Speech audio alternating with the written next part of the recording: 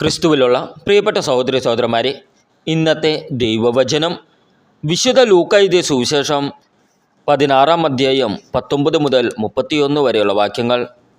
ധനവാനും ലാസറും. ഒരു ധനവാൻ ഉണ്ടായിരുന്നു. അവൻ ചെമ്മന്ന പട്ടും മൃദുല വസ്ത്രങ്ങളും ധരിക്കുകയും എന്നും സുഭിക്ഷമായി ഭക്ഷിച്ച് ആനന്ദിക്കുകയും ചെയ്തിരുന്നു. അവൻ്റെ പടിവാതിക്കൽ ലാസർ എന്നൊരു ദരിദ്രൻ കിടന്നിരുന്നു. അവൻ്റെ ശരീരം വ്രണങ്ങൾ കൊണ്ട് നിറഞ്ഞിരുന്നു. ധനവാന്റെ മേശയിൽ നിന്ന് വീണിരുന്നവ കൊണ്ട് വിശപ്പടക്കാൻ അവൻ ആഗ്രഹിച്ചു. നായ്ക്കൾ വന്ന് അവൻ്റെ വ്രണങ്ങൾ നക്കിയിരുന്നു. ആ ദരിദ്രൻ മരിച്ചു. ദൈവദൂതന്മാർ അവനെ അബ്രാഹത്തിൻ്റെ മടിയിലേക്ക് സംവഹിച്ചു. ആ ധനികനും മരിച്ച് അടക്കപ്പെട്ടു. അവൻ ആ നരകത്തിൽ പീഡിപ്പിക്കപ്പെടുമ്പോൾ കണ്ണുകൾ ഉയർത്തി നോക്കി.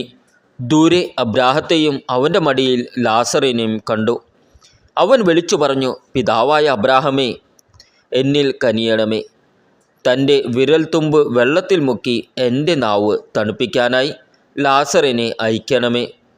ഞാൻ ഈ അഗ്നിജ്വാലയിൽ കിടന്ന് യാതന അനുഭവിക്കുന്നു.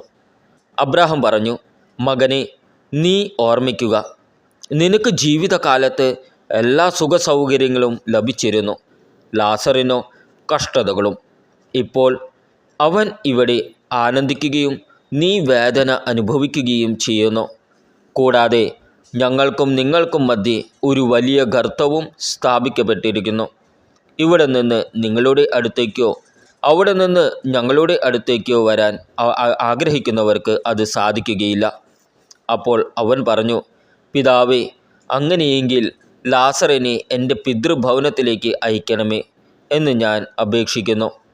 എനിക്ക് 5 സഹോദരന്മാരുണ്ട്. അവരും പീഡകളുടെ ഈ സ്ഥലത്ത് വരാതിരിക്കേണ്ടതിന് അവൻ അവർക്ക് സാക്ഷ്യം നൽകട്ടെ.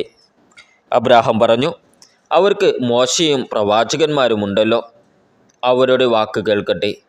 ധനവാൻ പറഞ്ഞു, പിതാവായ അബ്രാഹാമേ, അങ്ങനെയല്ല. മരിച്ചവരിൽ ഒരുവൻ ചെന്ന് പറഞ്ഞാൽ അവർ അനുതപിക്കും. അബ്രാഹാം അവനോട് പറഞ്ഞു, മോശയും പ്രവാചകന്മാരും പറയുന്നത് അവർ കേൾക്കുന്നില്ലെങ്കിൽ മരിച്ചവരിൽ നിന്ന് ഒരുവൻ ഉയർത്താലും അവർക്ക് ബോധ്യമാവുകയില്ല. നമ്മുടെ കർത്താവായ ഈശോ മിശിഹായ്ക്ക് സ്തുതി.